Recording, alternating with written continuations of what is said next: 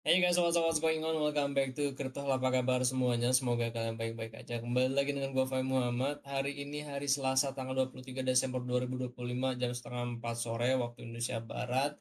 So, it's been a while guys. Hari ini kita akan ngebahas atau ngebedah lagi ya report akhir tahun atau kuartal 4 2025. Biasanya emang ya di 2025 itu akan banyak, di akhir tahun 2025 akan banyak banget report yang dikeluarkan sama institusi keuangan.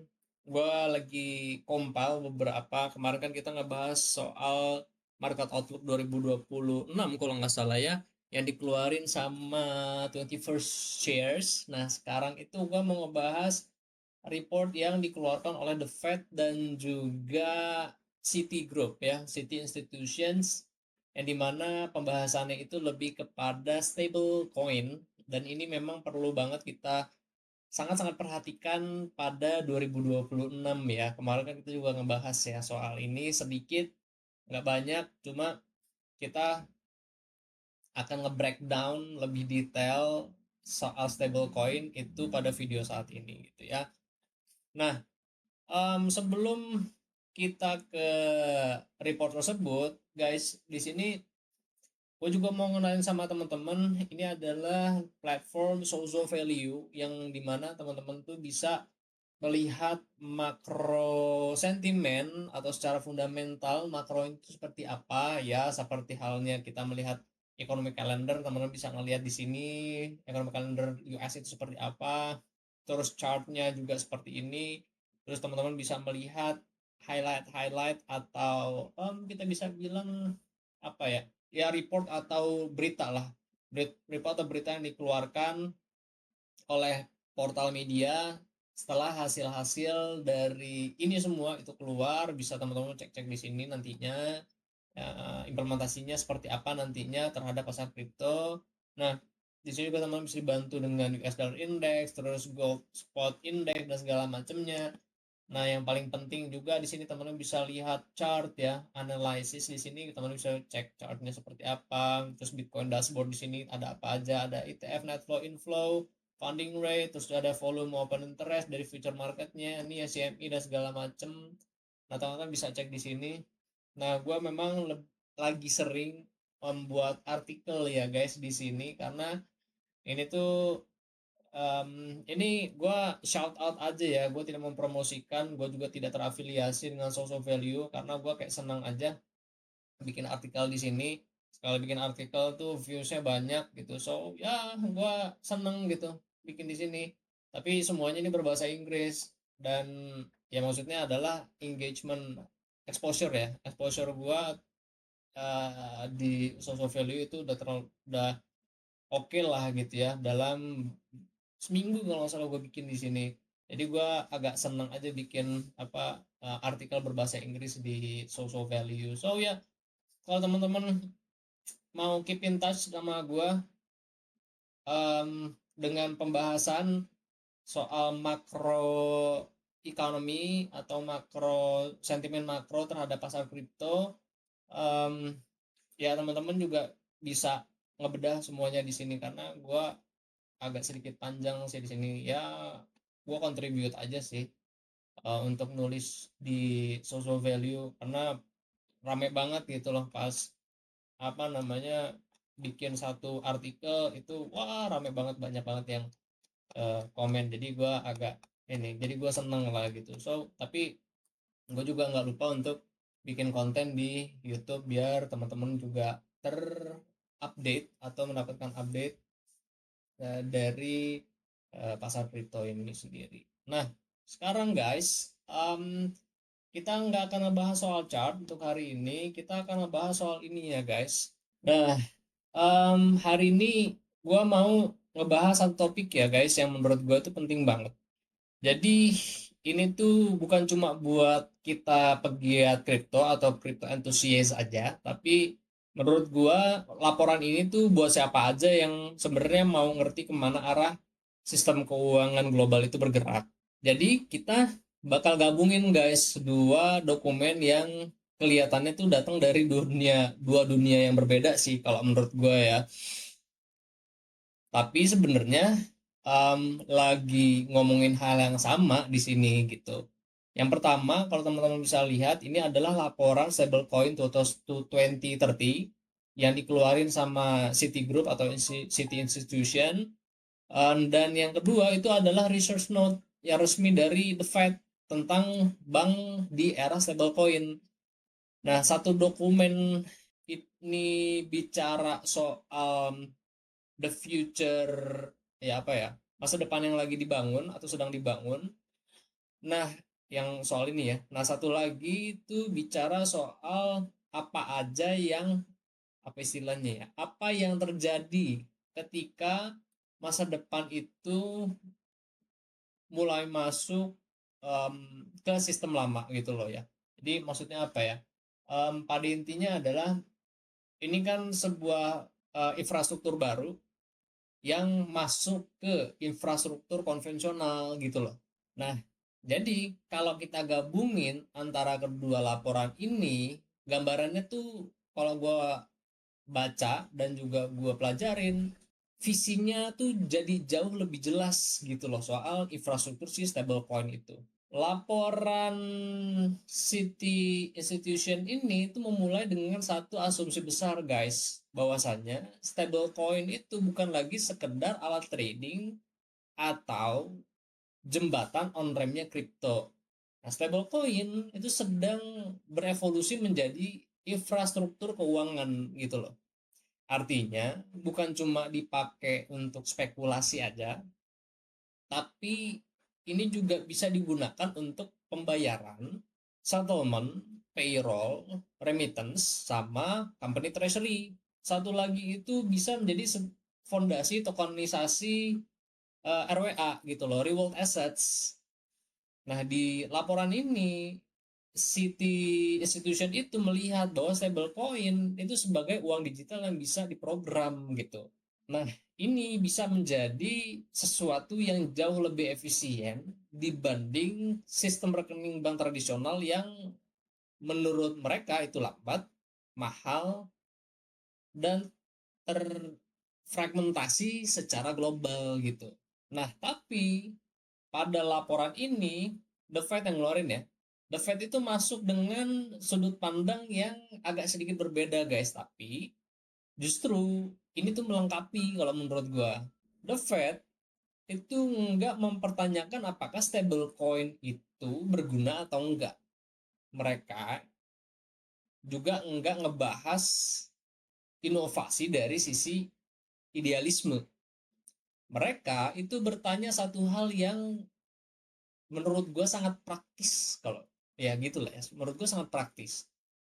Kalau stablecoin benar-benar dipakai secara luas, nah apa yang terjadi pada bank, apa yang terjadi juga sama deposito, terus apa yang terjadi pada kredit, dan mungkin apa yang terjadi pada fungsi bank sebagai perantara keuangan gitu.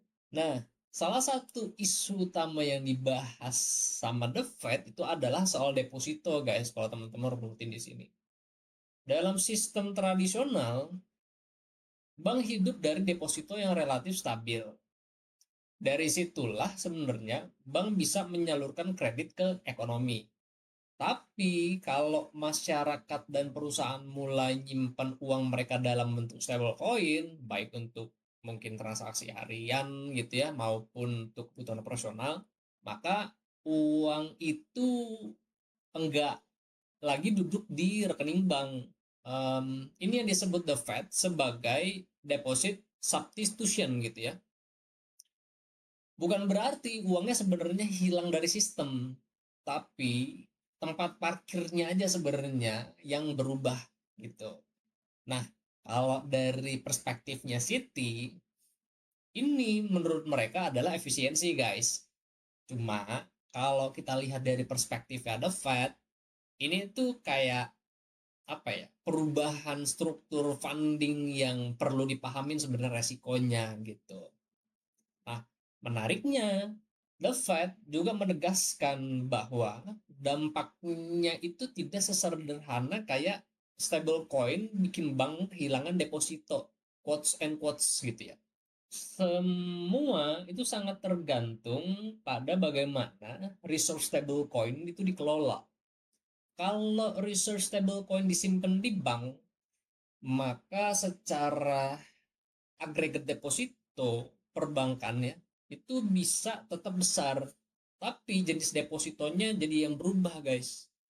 Mungkin bisa lebih besar, lebih terkonsentrasi, dan lebih mudah ditarik lebih mudah ditarik sewaktu-waktu gitu. Nah, ini membuat sistem perbankan itu harus lebih berhati-hati untuk mengelola likuiditas. Nah, cuma kalau kita ngelihat dari reportnya Citigroup, ya sebenarnya di sini kelihatan jelas bahwa Citi itu bicara kemana uang itu bergerak. Nah, justru atau bahkan The Fed itu bicara apa konsekuensinya terhadap stabilitas sistem gitu. Nah, kalau kita masuk ke ini ya, kalau kita masuk ke soal kredit gitu, kita masuk ke soal kredit. Nah, perbedaan framing ini jadi kayak makin jelas guys kalau kita ngebandingin antara dua laporan. Kalau Citi itu melihat masa depan di mana stablecoin, terus DeFi, terus apa ya, RWA membuat modal bergerak lebih efisien, terus idle capital bisa langsung dialirkan ke produktivitas tanpa banyak friksi atau tanpa banyak batasan. Tapi justru The Fed nih guys, itu kayak mengingatkan bahwa kalau struktur funding bank itu menjadi lebih volatile, bank cenderung akan bersikap lebih defensif gitu. Mereka akan menahan lebih banyak aset liquid dan lebih selektif dalam memberi pinjaman jangka panjang. Nah, ini bukan berarti kredit itu akan berhenti, tapi struktur dan harganya barangkali bisa berubah. Ya, lagi-lagi lah ya guys, ini bukan kontradiksi, tapi ya dua sisi dari satu transisi besar gitu loh. Nah, lucunya bagian paling penting dan sering diremehkan oleh banyak diskusi cryptocurrency mungkin ya, itu adalah soal peran bank sebagai perantara. Nah, selama bertahun-tahun atau selama puluhan tahun, bank itu kan adalah gerbang utama pembayaran, terus penyimpanan nilai gitu ya, store of value, dan juga untuk distribusi kredit. City Institution itu menunjukkan bahwa stablecoin itu mulai mengambil sebagian fungsi ini guys, terutama di pembayaran dan juga cross border settlement gitu. Nah, The Fed itu mengakui tekanan kompetitif ini sebenarnya guys, tapi mereka juga kayak menyeratkan bahwa bank itu yang nggak harus mati gitu. Bank sebenarnya bisa beradaptasi, terus berintegrasi, atau bahkan bisa menjadi main player dalam ekosistem stablecoin itu sendiri, tergantung dari regulasi dan juga strategi bisnis lah ya. Nah, di sini kalau kita ngelihat pada dua laporan ini, sebenarnya benar-benar bertemu guys. Keduanya itu sepakat bahwa stablecoin itu bukan ancaman instan gitu, tapi bisa menjadi katalis perubahan struktural. Dan City Institution itu menggambarkan masa depan di mana sistem keuangan itu menjadi lebih terbuka, terprogram, dan juga global. Nah, The Fed justru menggambarkan fase transisi yang penuh gesekan di sini guys, di mana stabilitas, terus likuiditas, dan manajemen resiko itu menjadi krusial. Jadi kalau kita gabung, pesannya mungkin bisa lebih jelas gitu loh. Kita saat ini tuh sedang bergerak dari sistem keuangan berbasis akun atau ya konvensional saat ini itu ke sistem keuangan berbasis token gitu. Nah, yang menarik, The Fed itu kayak menyinggung dimensi global, guys. Karena permintaan stablecoin dari luar Amerika Serikat justru bisa memperkuat dominasi dolar selama reserve-nya itu tetap berbasis dolar AS gitu. Ini tuh kayak sangat inline dengan pandangannya si Citigroup barusan itu, bahwa stablecoin itu adalah kayak alat ekspansi sistem dolar secara digital, bukan pengganti fiat gitu. Nah, dalam konteks ini, stablecoin bukan melawan sistem moneter lama sebenarnya, tapi memperluas jangkauannya dengan teknologi baru. Nah, kalau kita tarik benang merahnya, sebenarnya City Institution itu memberikan atau memberi kita visi kemana dunia keuangan itu bergerak hingga 2030. Sementara The Fed itu memberi kita peta resiko dan penyesuaian yang harus dilalui untuk sampai ke sampai ke sana gitu. Yang satu optimis, yang satu realistis gitu.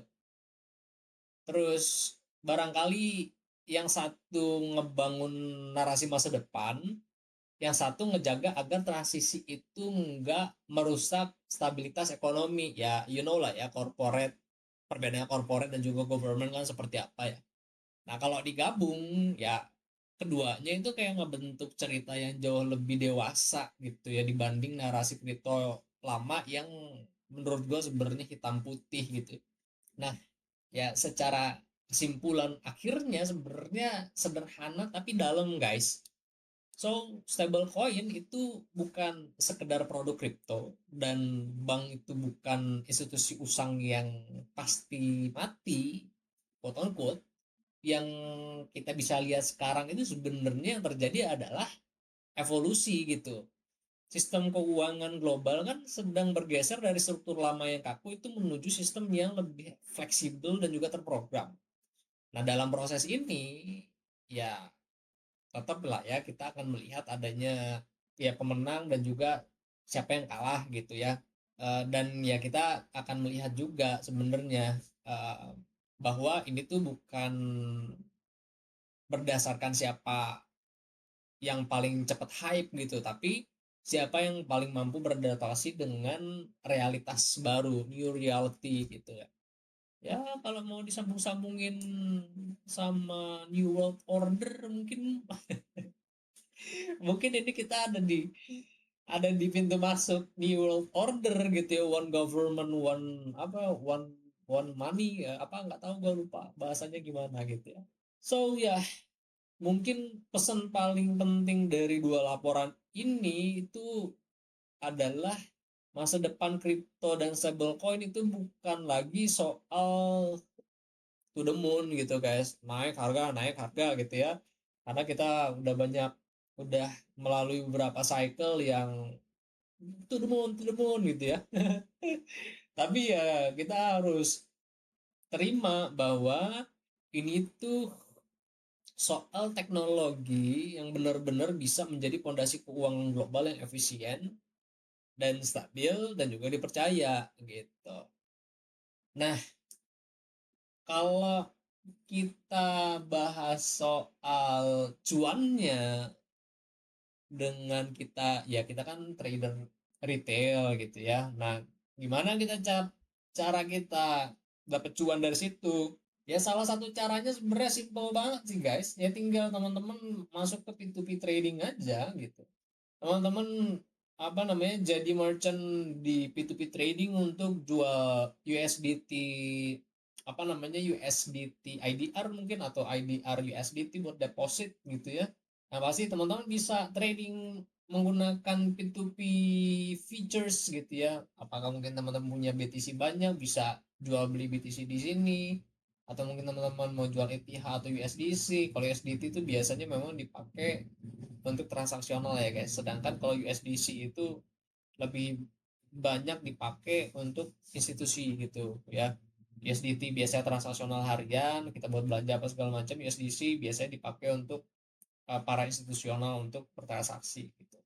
Nah, ya kalau teman-teman punya banyak apa namanya, banyak USDT atau USDC dan juga mau trading dengan, menurut gua resikonya jauh lebih kecil dibandingkan kita trading di future market, So ya teman-teman bisa trading di sini gitu, jadi merchant dan trading USDT gitu loh, atau trading USDC gitu.